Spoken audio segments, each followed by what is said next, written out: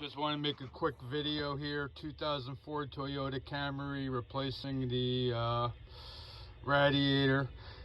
They say you have to disconnect the latch. I found that wasn't true. They say you have to take off the horns. That isn't true. Basically, I took these bolts out and then I just lifted it out and it was plenty of room.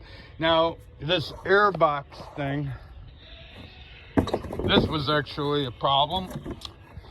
You got, two bolts right here, but the problem is this thing goes underneath and into the airbox. But long story short, you got to pull the the battery out.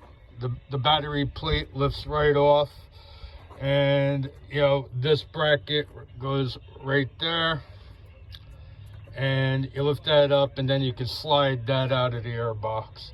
So that was actually a little bit of a challenge, and I didn't see anything in the manual. It's a little bit of a pain in the ass, but anyway, getting close to finishing up.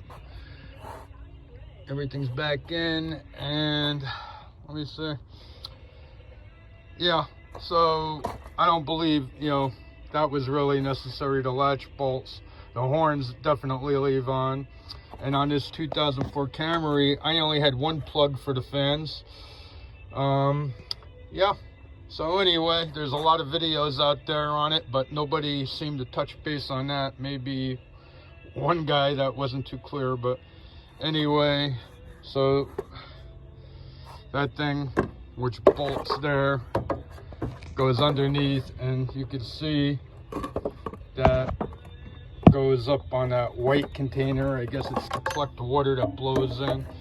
Anyway, thank you, YouTube. If you find this helpful, hit the like button and subscribe, of course. Thanks.